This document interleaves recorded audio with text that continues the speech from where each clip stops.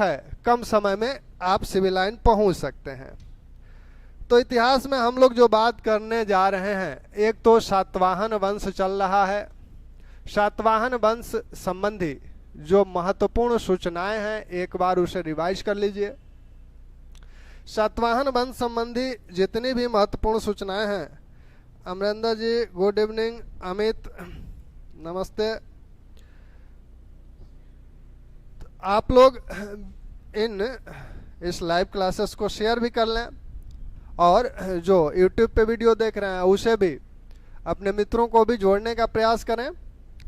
ठीक, इससे ये होता है कि इससे फ़ायदा क्या है? फ़ायदा ये है कि संख्या जब ज़्यादा दिखती है तो थोड़ी सी मेरी एनर्जी और बढ़ जाएगी, इसमें मेरा भी लाभ है, इसलिए कह रहा हूँ।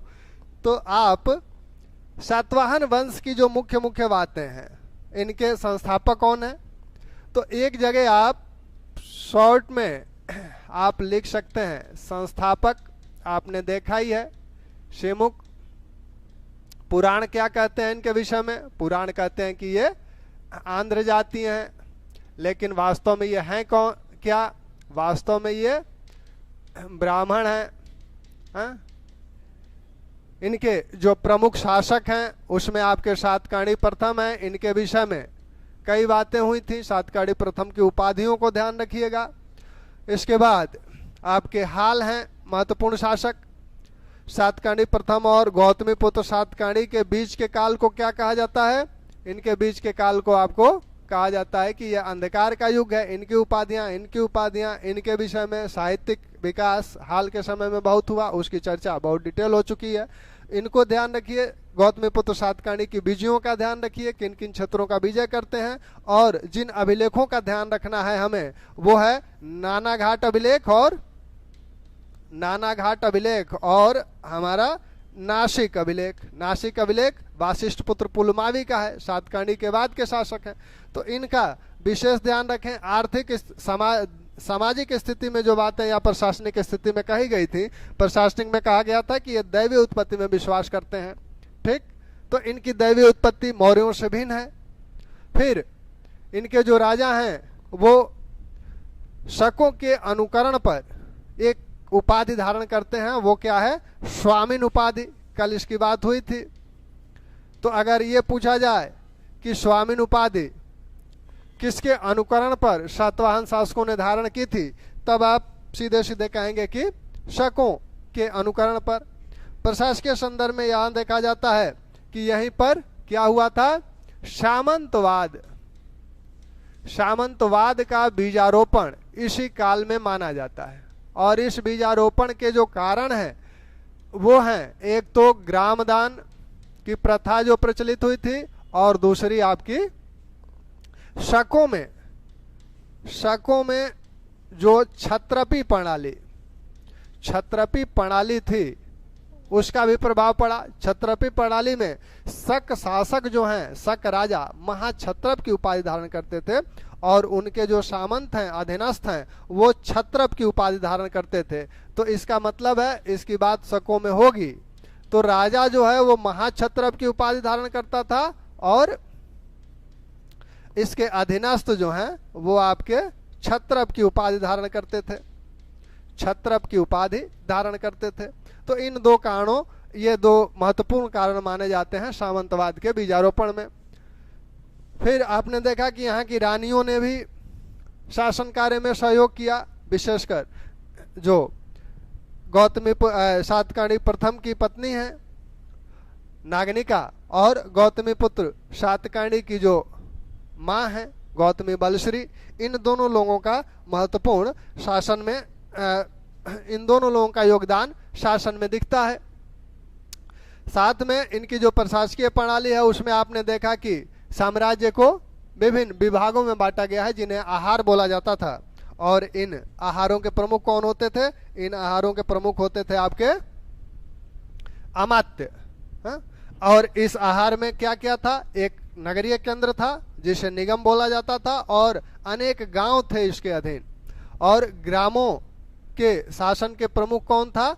हाल ने बताया था ग्रामणी या गौलमुख का नाम लिया है उन्होंने, तो गौलमुख को माना जाता है कि 5 से 10 ग्रामों का यह प्रमुख होता था। इसके अधीन एक सैन्य टुकड़ी भी होती थी। विभिन्न पदाधिकारियों के जो नाम बताए गए थे, जिसमें रणभंडागारिक था, सेनापति था, इसी तरह से आपका पटाल पालक था। तो इन पदाधिकारियों को भी ध्यान रखिएगा। साथ में इस आर्थिक स्थिति सबसे महत्वपूर्ण सातवाहन काल की है, क्योंकि इस समय बाह्य व्यापार बहुत ही उन्नत अवस्था में है। और जो यूनानी लेखक हैं वो लोग भी इसकी चर्चा करते हैं, जिसमें टालमी है, स्ट्रेबो हैं, प्लिनी है, पेरिपल्स ऑफ हेरिथियंसी है, इनकी बातें हो चुकी हैं। सिक्कों के संदर्भ में कल शायद सिक्कों की बात नहीं हुई थी। कुषाणों के जो सिक्के हैं ये आपके कांसे के हैं, पोटीन के हैं, शीशे के हैं, चांदी के सिक्के नहीं हैं। इनके चांदी के सिक्के जो हैं शकों के हैं, उनको इन लोगों ने पुनरांकित करवाया है। तो चांदी की कमी थी दक्षिण में, इसलिए ये लोग चांदी के सिक्के नहीं बनवाए। इनके सिक्कों पे जो आकृतियां मिलती हैं उसमें आपके स्तूप इनका संभवतः राजकीय चिन्ह भी है। तो स्तूप इनके सिक्कों पर देखने को मिलता है। तो स्तूप का चित्र किनके सिक्कों पे देखने को मिलता है? तो आपके सातवाहनों के सिक्कों पे देखने को मिलता है। तो ये इनकी सामाजिक आर्थिक स्थितियां हैं। हम लोग आज कला पर बात करेंगे। कला या संस्कृति, सातवाहन या शुंग और सातवाहन युगेन, शुंग और सातवाहन युगेन, सातवाहन युगेन, शुंग और सातवाहन युगेन संस्कृति। तो शुंग और सातवाहन युगेन जो संस्कृति है, युगेन संस्कृति, तो इसमें आप इनके धार्मिक पक्ष को, इनके साहित्यिक पक्ष को और इनके कलात्मक, अन्य कलात्मक पक्षों को, जिसमें आपके वास्तुकला और मूर्तिकला भी होंगे। तो धार्मिक पक्ष अगर आप देखेंगे इनके, तो धार्मिक पक्ष में शुंगों का जो धार्मिक पक्ष है, शुंग काल में क्या हुआ? शुंग काल में ही भागवत धर्म का उदय हुआ। भागवत धर्म और पाशुपत शैव धर्म का पाशुपत संप्रदाय। भागवत धर्म के विषय में दो महत्वपूर्ण तथ्य हैं यहाँ। पहला, हेलियोडोरस का विदिशा का गरुण स्तंभ लेख। दूसरा आपका मथुरा से प्रथम शताब्दी का के एक विदेशी तोस द्वारा बनवाई गई मूर्तियां। तो ये मूर्तियां कौन कौन सी हैं? इन मूर्तियों में अनुरुद्ध, शांब, शंकरषण, वासुदेव, इनकी मूर्तियां इन्होंने बनवाई थी। तो ये दोनों बातें भागवत या वैष्णव धर्म को इंगित करती हैं। यह जो है बार बार पूछा जाता है, हेलियोडोरस का विदिशा यानी वेशनगर गरुड़ स्तंभ लेख, तो इसमें किसने बनवाया था, किसके काल में आया था? शुंगों में इसकी चर्चा हो चुकी है। शुंग वंश के 9वें शासक भागभद्र के दरबार में आया था, उनके 14वें शासन काल में आया था। और इसमें देखा जाता है कि यह हेलियोडोरस ने इस गरुड़ अब स्वयं भागवत धर्म को अपना लिया था और स्वयं को भागवत कहता है और यह गरुड़ स्तंभ लेख स्थापित कराता है।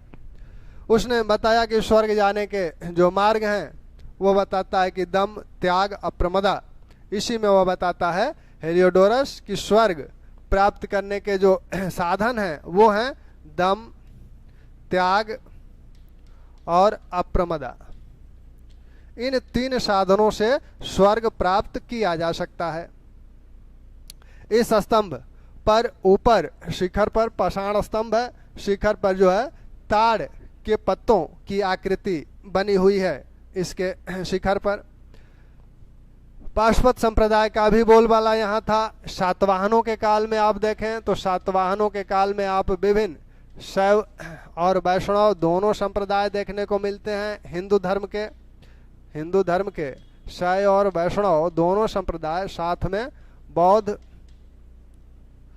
शैव संप्रदाय में जैसे आप विभिन्न राजाओं के नाम देखें, शिव स्कंद सातकाणी, शिव श्री सातकाणी, स्कंद श्री सातकाणी, तो ये जो नाम है वो शिव और उनके पुत्र स्कंद से जुड़े हुए हैं, तो शैव संप्रदाय इसी से साबित होता है। विष्णुपालित जैसे नाम वैष्णव संप्रदाय से। और बौद्धों को विभिन्न ग्राम दान देने के साक्ष्य मिलते हैं, जो कि गौतमीपुत्र सातकाणी ने भी दिया था, अजय काल किया, या करजक नामक ग्राम दान में दिया था। तो ये इनके काल की धार्मिक दशा है। ये लोग सातवाहन वंशी शासक ब्राह्मण धर्म के अनुयायी हैं, लेकिन वे बौद्ध धर्म के प्रति भी सहिष्णु रुख अपनाते हैं। वैसे ही शुंग वंशी शासक भी ब्राह्मण धर्म के अनुयायी हैं, लेकिन अन्य बौद्ध धर्मों के साथ भी ये सहिष्णु रुख अपनाते हैं, क्योंकि विभिन्न स्तूप इनके काल में भी, शुंगों के काल में भी बनवाए गए और सातवाहनों के काल में भी बनवाए गए। तो इसलिए ये लोग धर्म सहिष्णु शासक हैं, धर्म सहिष्णु शासक है। इन कालों में साहित्य का जो विकास है, तो साहित्य के विकास में आप शुंगों के काल में जो साहित्य का विकास हुआ, इस समय महाभाष्य, पतंजलि ने महाभाष्य की रचना की। पाणिनि के ग्रंथ, व्याकरण ग्रंथ अष्टाध्यायी पर इन्होंने महाभाष्य नाम से टीका लिखा। तो यह एक बहुत बड़ी कृति है। इसी में इस समय संस्कृत, शुंग काल में यह माना जाता है कि संस्कृत अब साहित्य की भाषा न रहकर वो लौकिक भाषा बनती जा रही है। महाभाष्य में पतंजलि कहते हैं कि एक सारथी और एक लकड़ी काटने वाले के बीच श्रुत शब्द की उत्पत्ति को लेकर चर्चा होती है। तो श्रुत शब्द की उत्पत्ति कैसे हुई, इसकी चर्चा एक सारथी और एक लकड़हारा करता है। तब इसी से समझिए कि संस्कृत कितनी लोकप्रिय थी, या लोगों को संस्कृत का कितना ज्ञान था, वो कितनी रुचि लेते थे संस्कृत में। तो संस्कृत इस समय लौकिक भाषा बनती जा रही है। साथ में इसी समय माना जाता है कि मनुस्मृति का जो वर्तमान रूप है, इसी समय मनुस्मृति का वर्तमान रूप सामने आया। शुंग काल में ही मनुस्मृति सामाजिक और नैतिक विधि विधानों का एक ग्रंथ है, जिसमें सामाजिक और नैतिक विधि विधान बताए गए, और आगे भी इनका अनुकरण होता रहा। सातवाहन वंश में आपने साहित्य की स्थिति क्या देखी। सातवाहन वंश के एक राजा तो स्वयं ही साहित्यकार हैं। यहाँ उन्होंने गाथा सप्तशती, हाल ने गाथा सप्तशती की रचना की। हालांकि यहाँ अभी प्राकृत का बोलबाला है, प्राकृत में ही सातवाहनों के सभी लेख हैं, और साथ में अधिकांश जो ग्रंथ हैं इनके प्राकृत में ही हैं। गाथा सप्तशती को भी महारठी प्राकृत में ही हाल ने रचा था। यह पैशाची शैली में रचा गया था वैसे ही, लेकिन संस्कृत को भी महत्व यहाँ दिया गया है, क्योंकि जो मलयवती हैं, मलयवती हाल की पत्नी हैं, वो संस्कृत की विदुषी हैं। वो चाहती हैं कि हाल भी संस्कृत सीखें, इसलिए उन्होंने कातंत्र, सर्ववर्मन से कातंत्र नामक व्याकरण ग्रंथ की रचना करवाई। तो गाथा सप्तशती, कातंत्र और आपका गुड़ाढ़ ने बृहद कथा की रचना की। तो ये आपके, और साथ में इनके जो अभिलेख हैं वो भी साहित्य के एक रूप ही हैं। तो ये साहित्यिक प्रगति इन कालों में देखने को मिलती है। अब हम लोग आए कला पे, जिसे आप कला कह रहे हैं। तो यहाँ जो कला दिखती है वो किस रूपों में दिखती है। स्तूप, चैत्यगृह, विहार। स्तूप या चैत्य और विहार, यहाँ जो स्तूप, चैत्य या विहार हैं। इनका अंतर आप समझ रहे हैं। चैत्य स्तूप की बात हो चुकी है मौर्य काल में ही। विभिन्न प्रकार के स्तूप और चैत्य होते हैं। इन्हें ही जब किसी गुफा के अंदर बनाया जाता है या किसी भवन के अंदर बनाया जाता है तो वो चैत्यगृह का रूप ले लेते हैं। यानी किसी गृह में अगर चैत्य को बनाया गया है तो वह चैत्यगृह बोला जाएगा। यह एक तरह से देवस्थान है। अग्रवाल महोदय कहते हैं कि इसकी तुलना वो किससे करते हैं कि वो बौद्ध देवालय मानते हैं, इन्हें बौद्ध देवालय मानते हैं। जैसे हिंदू धर्म में मंदिर हैं, देवालय हैं, वैसे ये हैं। विहार ये भिक्षुओं के रहने के स्थान हैं, मठ जैसे हैं, भिक्षुओं के निवास स्थान है ये। तो इन सब का निर्माण शुंग और सातवाहन काल में हुआ। शुंग काल के जो प्रमुख चैत्य हैं वो आपके भरहुत और कौन से हैं? भरहुत है और आपका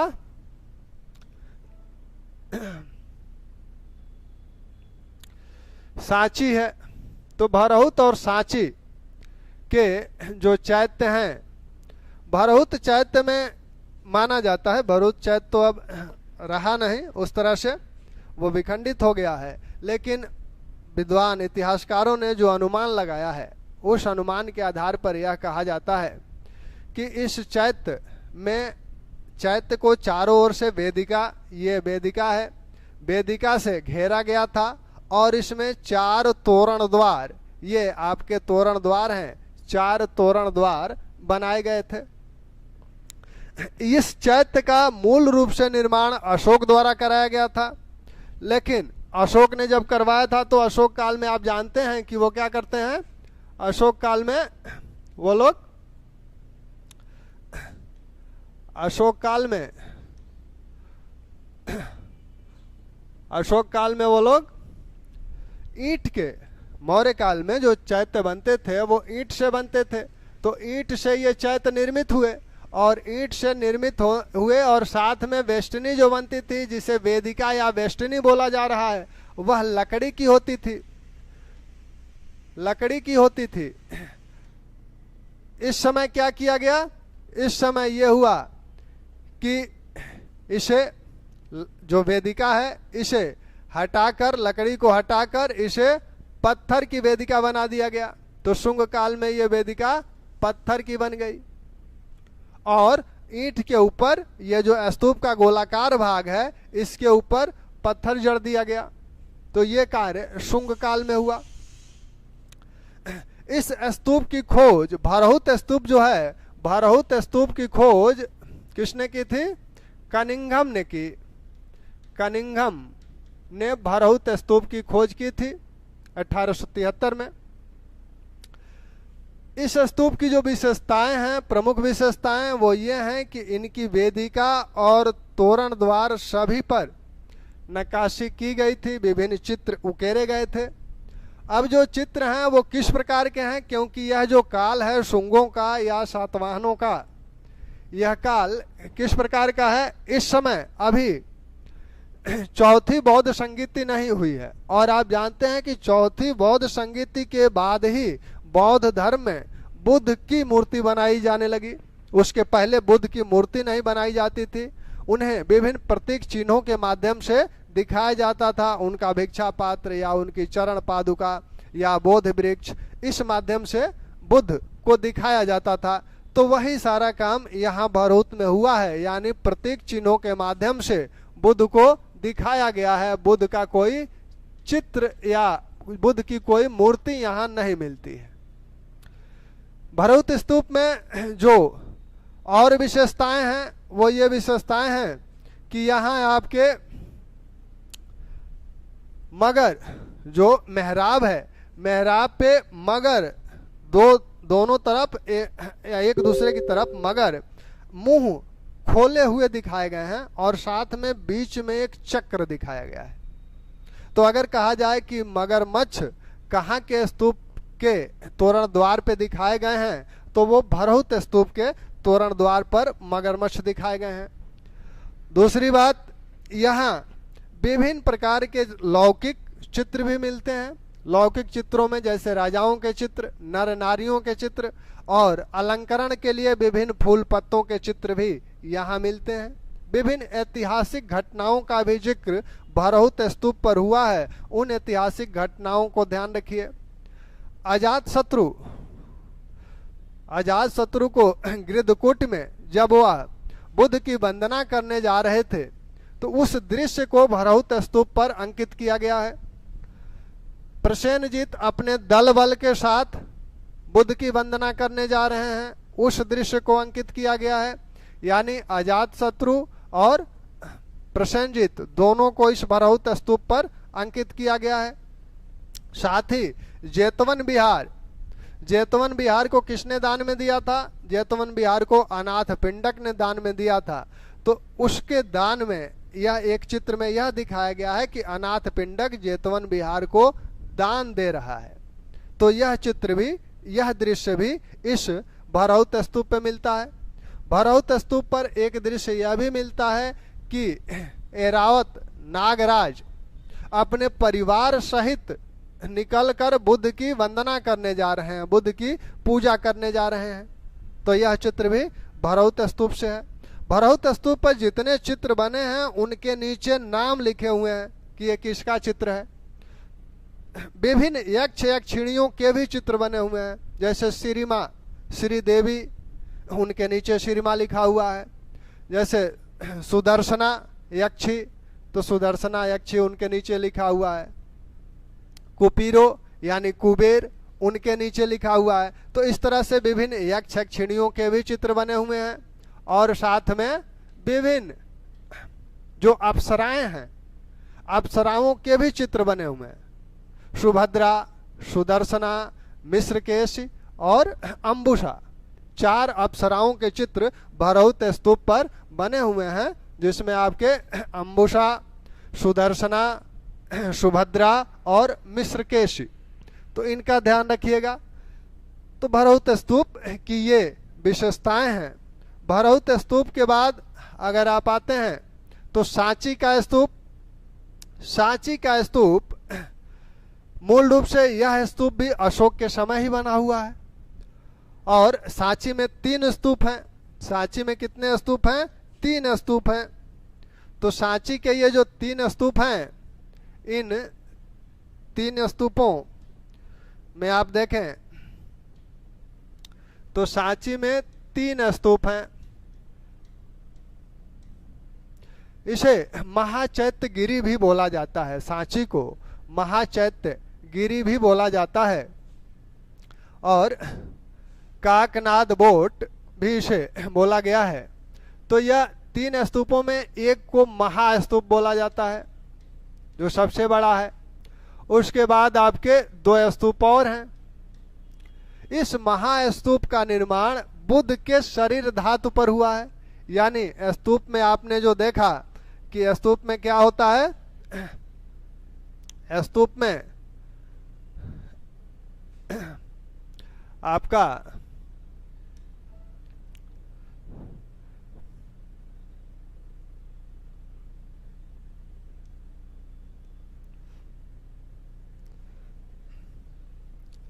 स्तूप का जो ये वाला हिस्सा है जिसको आपने देखा था,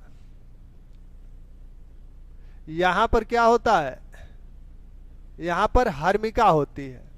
हर्मिका स्तूप का सबसे पवित्र भाग होता है। तो यहाँ हर्मिका में बुद्ध की शरीर धातु रखी गई है। हर्मिका में बुद्ध की शरीर धातु रखी गई है। नेदे जी गुड इवनिंग। तो हर्मिका में बुद्ध की महास्तूप जो है उसमें, उसकी हर्मिका में बुद्ध का शरीर धातु यानी बुद्ध का दंत रखा हुआ है, दांत रखा हुआ है। जो दूसरा स्तूप है उसमें अशोक के समय के जो धर्म प्रचारक हैं, अशोक के धर्म को जब हम लोग देख रहे थे तो तीसरी बौद्ध संगीति के बाद विभिन्न दिशाओं में जो धर्म प्रचारक भेजे गए थे, उन धर्म प्रचारकों में से 10 धर्म प्रचारकों की शरीर धातु पर यह दूसरा वाला स्तूप बना है। महास्तूप तो बुद्ध के दंत पे बना है। दूसरा स्तूप तृतीय बौद्ध संगीति के पश्चात जो धर्म प्रचारक विभिन्न दिशाओं में भेजे गए थे उन धर्म प्रचारकों के शरीर धातु पर यह दूसरा वाला स्तूप बना है।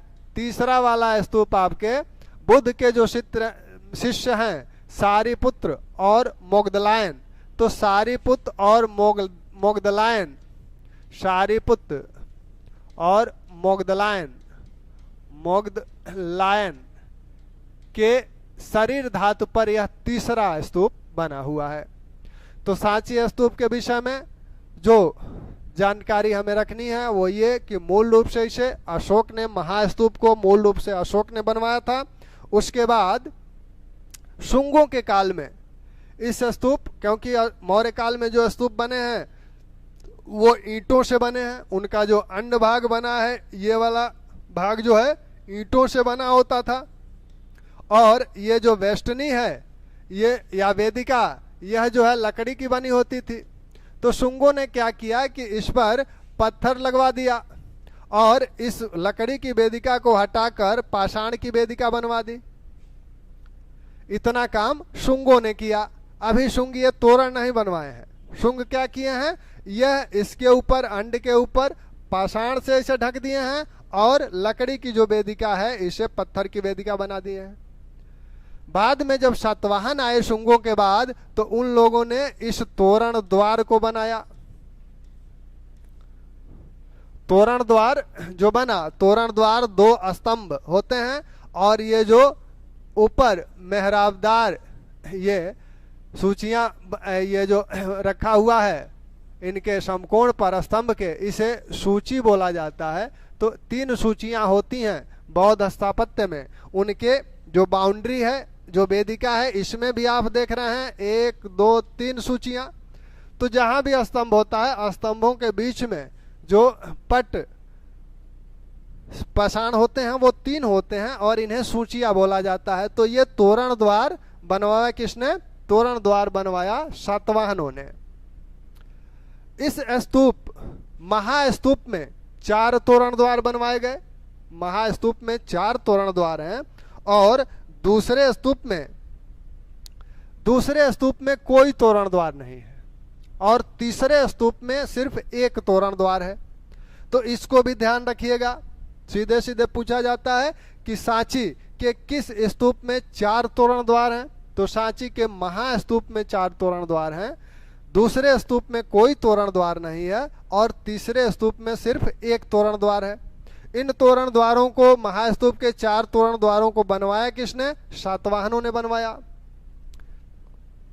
अब आप इन तो सांची की एक विशेषता और है जो भरहुत से भिन्न है। भरहुत में क्या था कि तोरण द्वार वेदिका सब पे विभिन्न चित्र उकेरे गए थे, विभिन्न मूर्तियां उकेरी गई थी।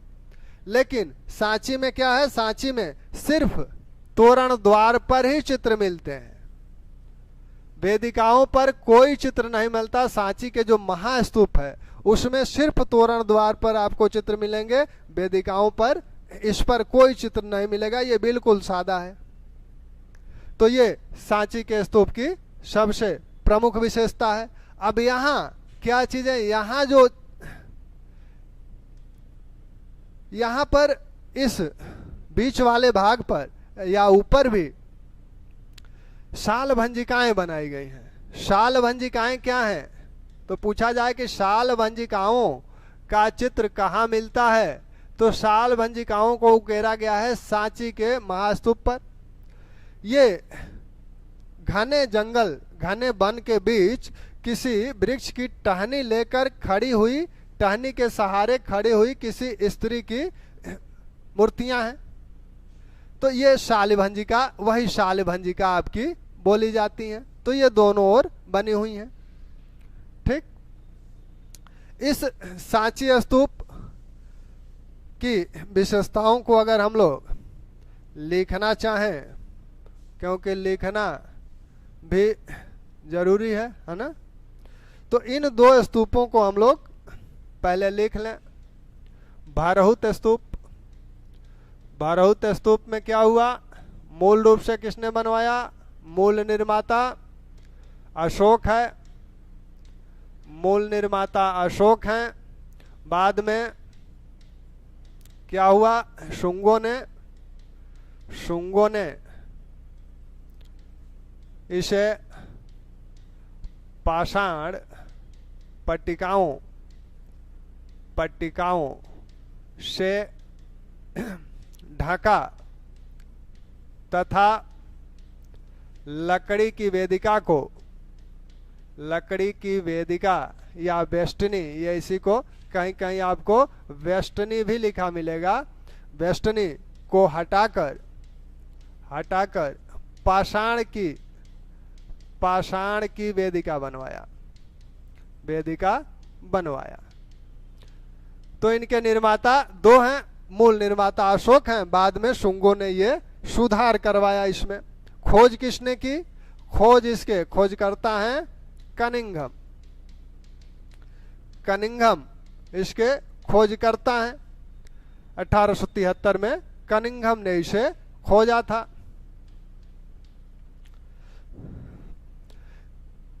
इसमें जो चित्र बने हैं, महत्वपूर्ण चित्र आप देख लें। महत्वपूर्ण जो चित्र उकेरे गए हैं उसमें प्रसेनजीत, अजातशत्रु के चित्र हैं। अजातशत्रु इसी में बुद्ध की वंदना करते हुए दिखाए गए हैं, बुद्ध की वंदना करते हुए दिखाए गए हैं। इसी में एक चित्र में दिखाया गया है कि अनाथ पिंडक ने क्या किया? जेतवन बिहार को दान दिया। तो दान देते हुए उसे दिखाया गया है। एरावत नागराज अपने परिवार सहित बुद्ध की वंदना करते जाते हुए दिखाए गए हैं। ठीक, बुद्ध की वंदना करते जाते दिखाए गए हैं। अन्य क्या चीजें दिखाई गई हैं इसमें? यक्षिणियों के विभिन्न चित्र बने हैं। महत्वपूर्ण यक्षिणियां सेरेन,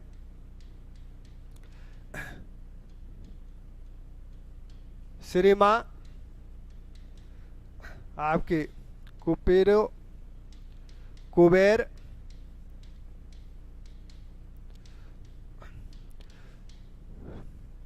सुदर्शना यक्षिणी। तो विभिन्न यक्षिणियां हैं। 4 अप्सराएं दिखाई गई हैं। इन 4 अप्सराओं में कौन कौन है? मिश्रकेशी, आलम्बुषा,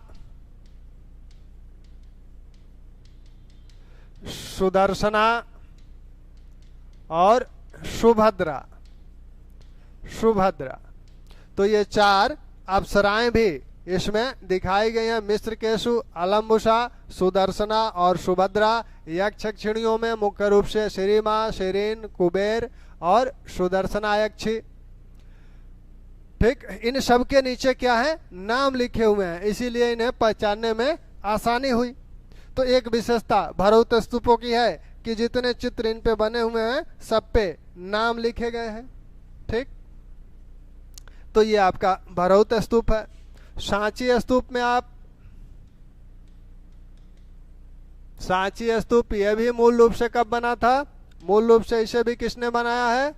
मूल रूप से इसे भी अशोक ने बनवाया। बाद में शुंगों ने इसे पाषाण की पट्टिकाओं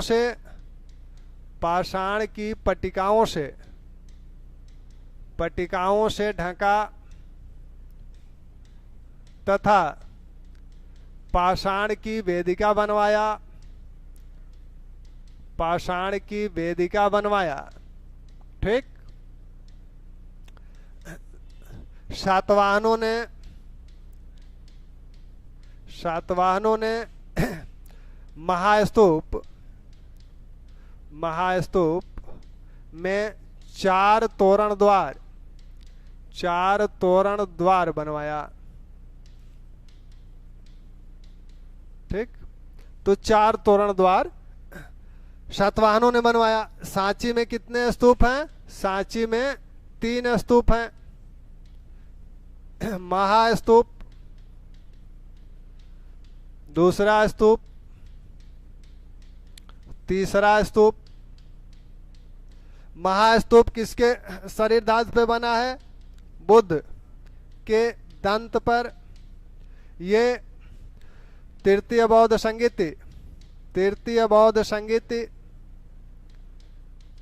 तृतीय बौद्ध संगीति के 10 धर्म प्रचारकों, 10 धर्म प्रचारकों की शरीर धातु पर, की शरीर धातु पर ये बना है। तीसरा किस पे बना है?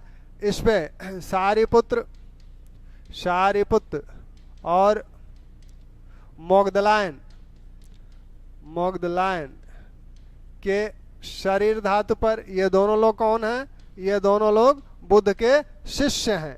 ये दोनों आपके बुद्ध के शिष्य हैं, दोनों लोग बुद्ध के शिष्य हैं। तो ये आपके सांची के महास्तूप और सांची के अन्य स्तूप हैं। अब महास्तूप की विशेषताएं क्या हैं? महास्तूप की विशेषताएं आपने देखा, पहली बात तो इसमें 3 मेधियां हैं। सांची के स्तूपों में 3 मेधियां हैं। 3 मेधि क्या? 3 मेधि आपने देखा कि एक तो ये वाला हिस्सा, ये मेधि का मतलब होता है चबूतरा। तो एक तो नीचे की तरफ आपका प्रदक्षिणापथ घेरा गया है, ऊपर ये देख रहे हैं इसे भी घेरा गया है, ये वाला घेरा भी है। इसके ऊपर चलेंगे तो यहाँ पर जो हर्मिका है यहाँ पर भी घेरा है। तो 3 घेरा, 3 प्रकार की वेदिकाएं यहाँ बनी हुई हैं। तो इसलिए इसे 3 मेघी युक्त, 3 मेघी स्तूप बोला जाता है। प्रदक्षिणा पथ जो है इस वेदिका मध्य वाली जो वेदिका है, मेधी है, इस पर होता है। तो यह लगभग 14-15 फुट ऊंचाई पे है। तो सांची के स्तूपों में जो आपको दिखता है वो है 3 मेधियां हैं, 3 मेधियां हैं। और इनमें आयक भी बने हैं। आयक आपके यहाँ भी हैं और आपके अमरावती, सॉरी अमरावती और नागार्जुन में है। अभी छोड़िए इनको। अब सांची और भरहुत में अंतर क्या है? इस महास्तूप की बात देखें तो उसको हम लोगों ने देखा ही कि इस महास्तूप के वेदिका पर, वेदिका शादी है, वेदिका शादी है, कोई अलंकरण नहीं है। और तोरण, तोरण अलंकरण युक्त है, अलंकरण युक्त है। भरहुत स्तूपों से अधिक बुद्ध को यहाँ चित्रित किया गया है, अधिक प्रकार से चित्रित किया गया है। यहाँ भी जो है बुद्ध चित्रित ही किए जा रहे हैं, मतलब प्रतीक चिन्ह ही है। तो बुद्ध के अनेक रूप यहाँ, जैसे उन्हें ये दिखाया गया है कि वो कश्यप मुनि के जब आश्रम में जा रहे हैं तो वहाँ वो अग्नि परीक्षा दिए थे, जल की परीक्षा दिए थे, उस चित्र को दिखाया गया है। बुद्ध का जो आकाश गमन दिखाया गया है, तो क्या क्या दिखाया गया है? बुद्ध का आकाश गमन, आकाश गमन इसी में दिखाया गया है। जल संतरण, जल संतरण, बुद्ध का जल संतरण दिखाया गया है। कश्यप मुनि, कश्यप मुनि के आश्रम में, मुनि के आश्रम में अग्नि और जल की परीक्षा, अग्नि और जल का चमत्कार जो दिखाते हैं, जल का चमत्कार दिखाए हैं। तो ये आपके सांची स्तूप से ही है। सांची स्तूप का जो दूसरा, इसमें कोई तोरण नहीं है, इसकी वेदिका वेदिका अलंकृत है, दूसरी की तोरण नहीं है लेकिन वेदिका अलंकृत है। महास्तूप की वेदिका अलंकृत नहीं है, सादी है। इसमें एक तोरण है तीसरे स्तूप में, और वेदिका तोरण सभी अलंकृत हैं। वेदिका तथा तोरण, तोरण दोनों अलंकृत हैं, दोनों अलंकृत हैं। ठीक, तो ये आपका कुमार स्वामी और मार्शल इस सांची स्तूप की जो कला है, अलंकरण है, इसे वनस्पति शैली बोलते हैं।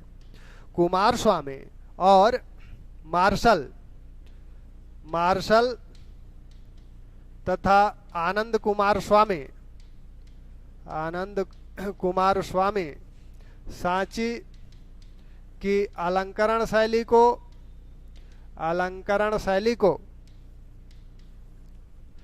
को वनस्पति शैली बोलते हैं, वनस्पति शैली बोलते हैं। ठीक, सांची और भरौत की बातें हो गई। अब हम लोग आए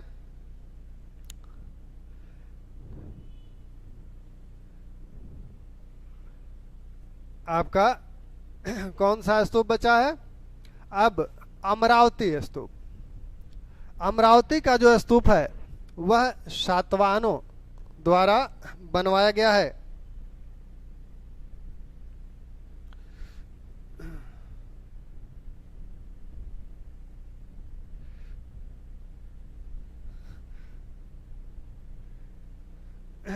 ठीक है, हाँ ये बात संज्ञान में पहले भी आई है, तो उसमें थोड़ी सी समस्या हो रही है, वो जल्दी ही ईयरफोन वाली समस्या दूर हो जाएगी। दरअसल अब जिनको दूर करना है, जो इस विषय में थोड़ा सा ज़्यादा जानते हैं, आज आने वाले हैं, तो ये बहुत जल्दी यथाशीघ्र दूर हो जाएगी। अनुच्छेद 17 क्या अस्पष्टता नहीं, वैसा कुछ नहीं है। तो ये आपका दोनों अलंकृत, हालांकि अभी उससे दोनों में, दोनों कान में आवाज आती है तो प्रॉपर सुनाई देता है, इसके लिए प्रयासरत हैं सभी लोग, लेकिन थोड़ा बहुत सुनाई दे रहा होगा, तो थोड़ा सा आप प्रयास कर लीजिए, वो समस्या जल्दी दूर होगी।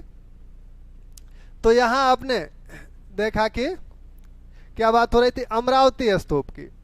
तो अमरावती स्तूप भी सातवाहन काल में ही बनाया गया, और सातवाहन शासकों में सबसे पहला कौन सा शासक है जो अमरावती में अपना लेख जारी किया था? अस्पष्टता का अंत हो चुका है, उसका अंत अनुच्छेद 77 में भी, 17 में भी हुआ है, और अस्पष्टता निवारण अधिनियम 1955 में भी, जिसे 1976 में सिविल अधिकार संरक्षण अधिनियम बोला गया। तो आप यहाँ क्या देखें कि अमरावती में सबसे पहले लेख किसने जारी किया? कल बात हुई थी, अमरावती में सबसे पहला लेख जो जारी किया सातवाहन शासकों में, वो है वासिष्ठ पुत्र पुलुमावी। तो इस अमरावती स्तूप के निर्माण का भी श्रेय उन्हीं वासिष्ठ पुत्र पुलुमावी को दिया जाता है।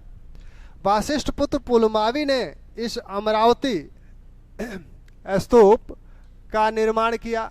अमरावती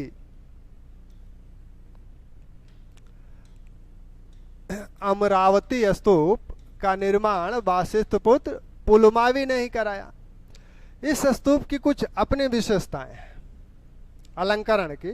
पहली बात तो संगमरमर से इसकी पूरा अंडभाग और इस स्तूप की जो विशेषताएं हैं वो आप पीछे,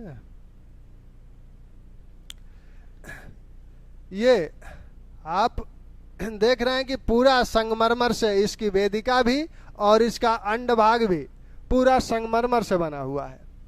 और इस स्तूप के 4 तोरण द्वार हैं। चार तोरण द्वारों में आप देखेंगे कि जो चार तोरण द्वार हैं, इसकी वेदिका भी अलंकृत है और तोरण द्वार भी अलंकृत है। इसमें आयक बने हुए हैं। आयक चबूतरे होते थे, जहां चारों दिशाओं में इन चबूतरों को थोड़ा सा ऊंचा करके उठाया गया है इन चार द्वारों के पास। तो चबूतरे को उठाकर उसके आगे आपके तोरण द्वार बनाए गए हैं। दो स्तंभ यहां दिख रहे हैं, इसको तो तोरण द्वार यहां आपके एक स्तंभ यहां दिख रहा है और एक स्तंभ यहां दिख रहा है, यानी इधर से प्रवेश करने के लिए। यहां एक शेर यहां बना हुआ है, एक शेर यहां बना हुआ है, दोनों सामने की तरफ मुंह किए हुए हैं। और एक शेर आप यहां देख रहे हैं और एक शेर यहां देख रहे हैं। ये दोनों एक दूसरे की तरफ मुंह किए हुए हैं। ये शेर सामने की तरफ देख रहे हैं और यहां जो शेर बने हुए हैं एक दूसरे की तरफ मुंह करके देख रहे हैं। यहां जो चार ये छोटे स्तंभ हैं और एक बड़ा स्तंभ है, यानी यहां द्वार के ठीक पहले 5 स्तंभ, द्वार से जब प्रवेश करेंगे तो पहले आपके 5 स्तंभ दिखेंगे, जिसमें 4 स्तंभ, दो एक बड़ा स्तंभ है, उसके दोनों ओर 2 स्तंभ छोटे स्तंभ है। यहां हालांकि ये आयक पे है, ऊंचाई पे है, तो यहां से दोनों ओर सीढ़ी बनी हुई है प्रदक्षिणा पथ पे आने के लिए। यानी यहां से आप यहां से सीढ़ी, फिर वही कलर आ गया क्या, यहां से सीढ़ी बनी हुई है यहां आने के लिए प्रदक्षिणा पथ पे, यानी ये ऊंचाई पे है तो ऊंचाई से आपको इधर आने के लिए फिर वैसे ही उस साइड में भी जाने के लिए सीढ़ी बनी हुई है। और ये आपके आयक पे निर्मित हैं, ये भी आयक हैं। तो आयकों, दक्षिण भारत के जो आयक हैं, दक्षिण भारत के जो स्तूप हैं उसमें आयक, प्रकाश चंदा जी धन्यवाद। तो जो आयक हैं दक्षिण भारत के स्तूपों में जो दिखते हैं, तो आयकों की विशेषता क्या है, चबूतरे हैं और वो थोड़े से बढ़े हुए हैं और उसी के आगे ये तोरण द्वार बने हैं और उससे नीचे उतरने के लिए यानी प्रदक्षिणा करने के लिए, जो परिक्रमा करने के लिए आप सीढ़ी से नीचे उतरेंगे दोनों ओर से, तब इसकी परिक्रमा करेंगे। तो ये मुख्य विशेषता है अमरावती स्तूप की। कुमार स्वामी ने इस स्तूप को देखकर ये कहा कि भारतीय कला का सुकुमार पक्ष है। कुमार स्वामी ने इस पे जो टिप्पणी की थी वो टिप्पणी ये की थी कि ये भारतीय कला का सुकुमार का पक्ष है। कुमार स्वामी ने इसके विषय में क्या कहा, भारतीय कला का सुकुमार पक्ष ये दर्शाता है अमरावती स्तूप। अमरावती स्तूप की अन्य विशेषताएं आपने देखा, ये संगमरमर से बने हुए हैं, इनमें आयक हैं, 4 तोरण द्वार हैं, 4 तोरण द्वार हैं और तोरण द्वारों के आगे जो स्तंभ हैं उन पे आपने यहाँ आपने 4 सिंहों को, 4 सिंह बनाए गए हैं, इनको देखा। ये सूचियां आपकी 3 सूची हर जगह मिलेगी, हर जहां भी बौद्ध स्थापत्य आप देखेंगे 2 स्तंभों के बीच में 3 पट सूचियां आपको, पट पत्थर मिलेंगे जिन्हें सूची बोला जाता है। ठीक, तो ये आपकी अमरावती स्तूप है। अब आप किस स्तूप पे चलें, अब आप चलें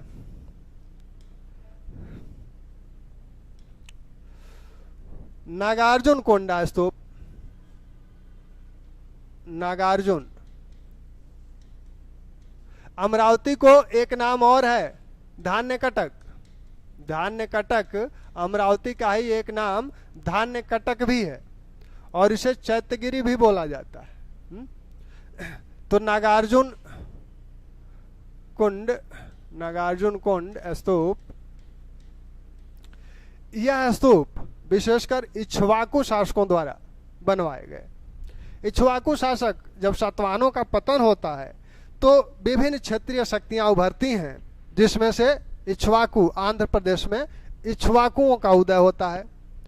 इन्हीं इक्ष्वाकुओं को पुराणों में सिर पर्वतीय या आंध्र भृत्य बोला गया है, यानी ये आंध्रों के आंध्रों यानी सातवाहनों के ये सामंत रह चुके थे।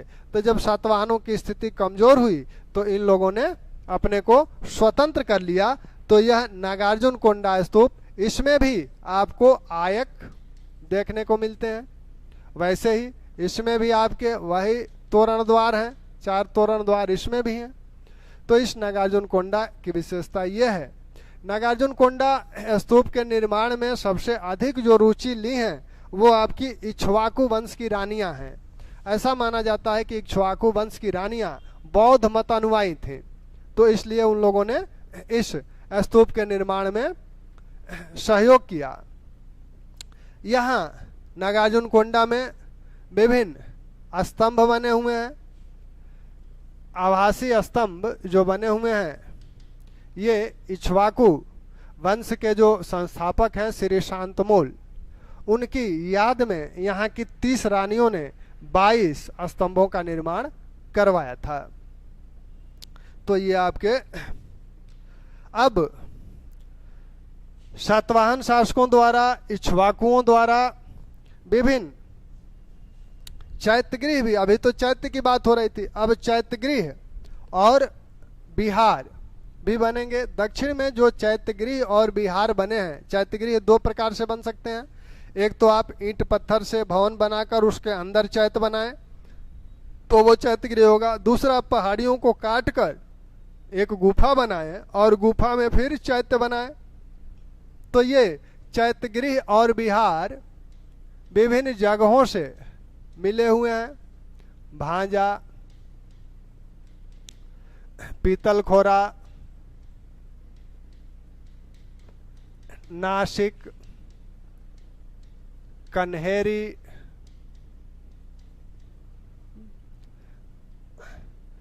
इन विभिन्न जगहों से ये बने हुए हैं। इसमें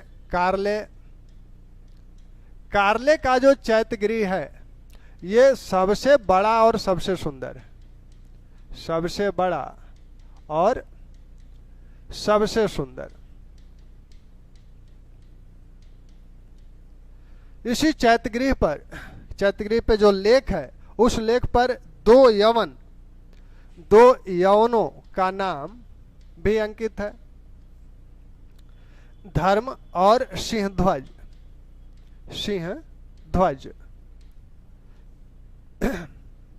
एक पार्शिक का भी नाम इस पर अंकित है। तो अगर कहा जाए कि किस चैत्यगृह पर यवन और पार्शिक के नाम अंकित हैं तो वह आपका कारले। हालांकि अन्य कुछ चैत्यगृहों पर भी यवनों के नाम अंकित हैं, लेकिन 2 यवनों के नाम इसी चैत्यगृह पर अंकित हैं। यानी इन लोगों ने भी दान दिया था इस चैत्यगृह के निर्माण में। ये नागार्जुन कोंडा जो चैत्यगृह बना है इसमें भी दान का उल्लेख किया जाता है, दान मिला था इसमें भी। नागार्जुन कोंडा और का जो स्तूप है इसे कहा जाता है कि इसे बैजयंती के भूतपाल ने कारले के चैत्यगृह को किसने बनवाया था? बैजयंती के भूतपाल नामक व्यापारी ने इसे बनवाया था।